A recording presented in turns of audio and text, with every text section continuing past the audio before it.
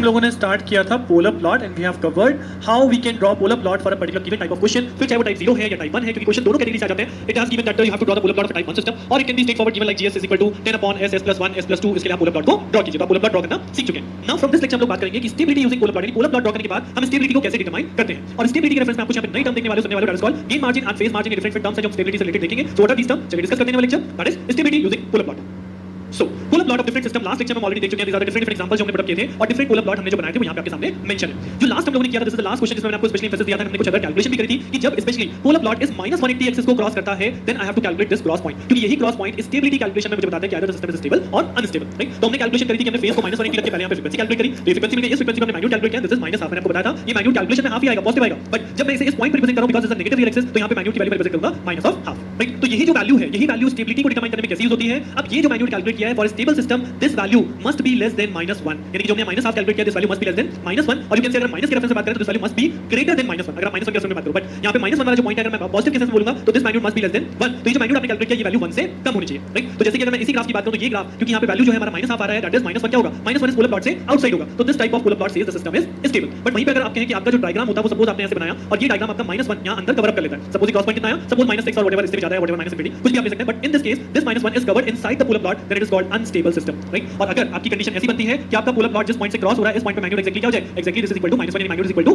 1. तो इस केस में आप इस पॉइंट को बोलेंगे that is called marginally stable. Right, तो these are the three condition. अगर आपसे स्टेबिलिटी पूछी जा रही है कि स्टेबिलिटी कैसे डिटरमाइन करते हैं यूजिंग पोलर प्लॉट, तो आपने चेक करना. मैंने आपको बता दिया कि अगर आपका पोलर प्लॉट इस -1 के राइट लेफ्ट हैंड साइड तक ही रहता है, -1 से कोई लेना नहीं है, दैट इज कॉल्ड स्टेबल. अगर -1 को उसने कवर अप कर लिया दैट इज कॉल्ड अनस्टेबल. और अगर -1 से ही पास हो रहा है, उस क्रॉस पॉइंट पे वैल्यू -1 है, that is called marginally stable. तो आप किसी भी पोलर प्लॉट में इसी बेस पे स्टेबिलिटी चेक कर सकते हैं. अब स्टेबिलिटी के अलावा इसमें और टर्म्स हैं स्टेबिलिटी से रिलेटेड जो आपसे पूछ ली जाती है. What are the different terms with your stability. तो उसके लिए मैंने यहां पे पोलर प्लॉट कंसीडर किया है. This is the basically polar plot जो अगर आप देखेंगे ये -90 से -270 तक वैरी कर रहा है. राइट, और क्योंकि ये एक्सिस को क्रॉस कर रहा है तो we have this cross point. और इस क्रॉस पॉइंट को हमने कहां दिखाया, इस क्रॉस पॉइंट को हमने -1 के अंदर दिखाया. यानी कि सिस्टम कैसा है, ये जो पोलर प्लॉट मैंने यहां पे ड्रॉ किया this is a stable system. Right, अब इस स्टेबल सिस्टम में आप यहां पे कुछ देख रहे होंगे, there is a mention some things over here like phase crossover है. इसी तरह से यहां पे चार टर्म बनती हैं. What is the phase crossover frequency, what is the gain crossover frequency, what is gain margin and what is phase margin. तो सबसे पहले मैं बात करता हूं इस फेज क्रॉसओवर की, जो कि यहां पे दिखाया भी गया. This is the phase crossover. तो what is the phase crossover frequency, यानी कि अगर आप डायग्राम से भी देखेंगे तो इस पर्टिकुलर पॉइंट पे हमने बोला था इस पर्टिकुलर फ्रीक्वेंसी पे फेज की वैल्यू क्या हो रही है, यहां फेज की वैल्यू हो रही है -180. तो मैं इस डेफिनेशन को कैसे डिफाइन करूं, the value of frequency at which phase becomes exactly -180 degree is called what, is called phase crossover frequency. जी हां, वो फ्रीक्वेंसी जहां पे फेज एक्जेक्टली -180 डिग्री के बराबर हो गया, that particular frequency is called phase crossover. और उस पर्टिकुलर फ्रीक्वेंसी यानी इस पर्टिकुलर फेज क्रॉसओवर को जब हम मैग्नीट्यूड के फॉर्म में पुट करते हैं, so we have calculated this magnitude जिसे यहां x से रिप्रेजेंट किया गया. राइट, हमने लास्ट क्वेश्चन में कैलकुलेट किया था. तो अब जब आप ये x कैलकुलेट कर लेंगे तो इस x की हेल्प से हम कैलकुलेट करते हैं gain margin. What is the value of this gain margin, what is the formula. So formula आपको यूज करना है, gain margin is equal to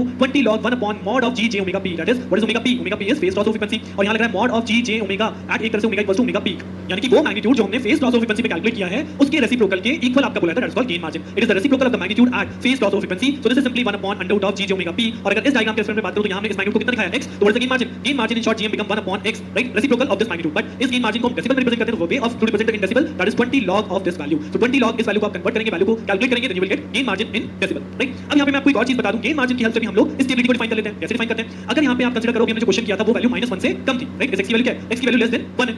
तो अगर लेस देन वैल्यू का हम यहां पे लॉग करते हैं तो log 1 by x, और x क्या है, x लेस देन 1 है. तो जब लेस देन वैल्यू का आप लॉग करेंगे तो this will gives you what, this will gives you positive value. तो एज पर दिस फार्मूला गेन मार्जिन हमारा कैसे रहने वाला है, गेन मार्जिन पॉजिटिव रहने वाला है. बट वहीं पे अगर आप कहीं पोलर प्लॉट आपका -1 से आगे जा रहा है, यानी 1 से वैल्यू से ज्यादा जा रहा है, तो जब 1 वैल्यू से ज्यादा जाएंगे, x की वैल्यू सपोज आपकी ग्रेटर देन 1 है, तो इन दैट केस अगर आप यहां पे 1 upon मैं कहता हूं 5 है. Right, 1 upon 5. तो ये log वैल्यू अल्टीमेटली क्या हो जाएगी, log 1/5. तो log 1/5 आप सॉल्व करेंगे तो it will gives you negative value. Right, तो दैट मींस गेन मार्जिन कैसा मिलेगा, गेन मार्जिन मिलेगा आपको नेगेटिव. राइट, तो गेन मार्जिन पॉजिटिव कब मिलेगा, when it is less than 1, क्योंकि लेस देन 1 होगा पॉइंट समथिंग होगा, तो वैल्यू हमेशा आपको जो मिलेगी पॉजिटिव और उससे गेन मार्जिन आएगा पॉजिटिव. और अगर ये वैल्यू ग्रेटर देन 1 चली गई तो आपको गेन मार्जिन मिलेगा नेगेटिव. तो हम स्टेबिलिटी को इस तरह से भी याद रखते हैं, if the gain margin is positive then the system is stable, if the gain margin is negative then the system is unstable. And what is the case of marginally stable, marginally stable में क्या, ये x value जो है क्या हो जाएगी, equal to 1. So that means अगर आप log 1 करेंगे तो log 1 इज ऑलवेज 0, यानी गेन मार्जिन क्या हो जाएगा, गेन मार्जिन हो जाएगा 0 dB. राइट, तो मार्जिनली स्टेबल के लिए गेन मार्जिन 0 हो गया. तो अगर गेन मार्जिन के रेफरेंस से स्टेबिलिटी डिफाइन करें तो यहां 3 condition. And what are those condition, gain margin positive system stable, gain margin negative system unstable, gain margin is equal to 0 system marginally stable. Right, तो गेन मार्जिन के reference में आपको क्योंकि 2 marks में gain margin बहुत बार पूछ लिया था, गेन एंड फेज क्या होते हैं, सो दैट्स व्हाई मैं आप लोगों को गेन मार्जिन यहां पे पूरी तरह से बता रहा हूं. नाउ द नेक्स्ट टर्म जो यहां पे हम लोगों ने देखी फेज क्रॉसओवर हो गया, हमारा फेज क्रॉसओवर से क्या निकला, gain margin. The next two terms are now what is gain crossover frequency and what is phase margin. Right, so now what is gain crossover,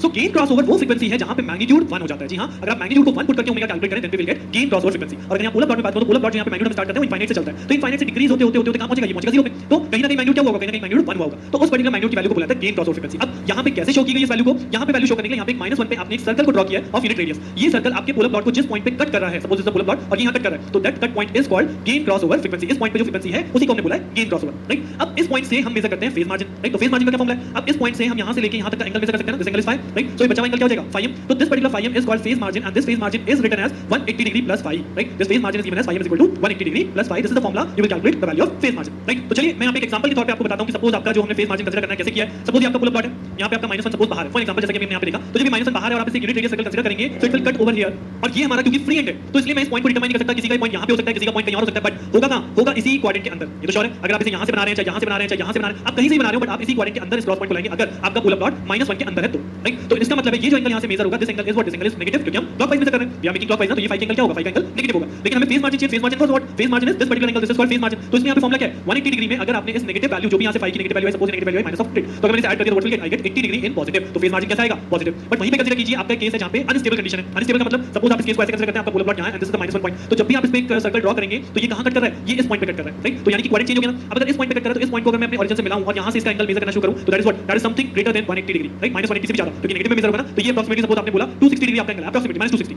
अब अगर इस वैल्यू को मैं 180 डिग्री में ऐड भी करूंगा तो what will I get? I get -80 degree. यानी कि जब आपका अनस्टेबल सिस्टम है तो फेज मार्जिन कैसा आएगा? फेज मार्जिन नेगेटिव आएगा, राइट? सो दैट मींस जो चीज हमने गेन मार्जिन के लिए पढ़ी वो फेज मार्जिन के लिए भी एप्लीकेबल है. दैट मींस आप डायरेक्टली लिख सकते हो for a stable system gain margin and phase margin both must be positive. और अगर कोई भी नेगेटिव है या दोनों ही नेगेटिव हैं तो उस केस में आपका सिस्टम अनस्टेबल है. और जैसे कि मैंने गेन मार्जिन 0 बोला था, सेम अगर आप -1 पे कट कर रहे हैं, अगर आपका पुल अप प्लॉट जो है -1 से पास ऑन हो रहा है तो -1 वाली जो एक्सिस होगी वो इसे -1 पे कट करेगी, राइट? -1 पॉइंट पे कट करेगी. तो इसका मतलब है हमारा जो फेज मार्जिन है वो भी क्या हो जाएगा? वो भी 0 हो जाएगा. In that case our system is marginally stable. तो स्टेबिलिटी कैसे डिटरमाइन करना है यूजिंग पुल अप प्लॉट? ये तो बहुत सिंपल है. -1 के अंदर तो स्टेबल, -1 के बाहर तो अनस्टेबल. बट उसके बाद आप गेन मार्जिन, फेज मार्जिन या फेज क्रॉसओवर, गेन क्रॉसओवर क्या होते हैं उन सबको यहाँ पे डिफाइन करते हैं. और इस पे theoretical question most of the time बन जाता है कि गेन ऑफ फेज को कैसे डिटरमाइन करते हैं from the polar plot. क्योंकि अगर मैं यहाँ पे न्यूमेरिकली बात करूं तो न्यूमेरिकली आप इस फेज क्रॉसओवर और मैग्नीट्यूड को निकाल सकते हो. आप एक्चुअल वैल्यू गेन मार्जिन की बता सकते हो, बट आप एक्चुअल वैल्यू फेज मार्जिन की कैलकुलेट नहीं कर पाएंगे because it is a free hand curve. और फ्री हैंड होने की वजह से ये जो पॉइंट है ये आपका वैरी कर सकता है. तो ये एंगल वेरिएशन हो जाएगा और इस एंगल वेरिएशन से हर एक का आंसर चेंज हो जाता है. बट अगर यहाँ पे सिस्टम स्टेबल है तो जो फेज मार्जिन आएगा that will be positive. Some positive value चाहे किसी की 40 है, 50 है, 60 है, दैट नॉट डिपेंड, बट वो सिस्टम स्टेबल ही कहलाएगा. तो अगर कैलकुलेशन आती है तो करिए जरूर, बट अगर थ्योरेटिकली लिखने आता है तब आपको पता है स्टेबिलिटी यूजिंग पोलर प्लॉट कैसे डिटरमाइन करनी है. नेक्स्ट लेक्चर में हम पोलर प्लॉट सीख चुके हैं, तो we can now straightforward study that Nyquist plot, right? तो न्यूक्विस्ट प्लॉट को हम पढ़ सकते हैं. तो नेक्स्ट लेक्चर में न्यूक्विस्ट प्लॉट की बात करेंगे. Stay tuned with me. मिलते हैं नेक्स्ट लेक्चर में. Thank you.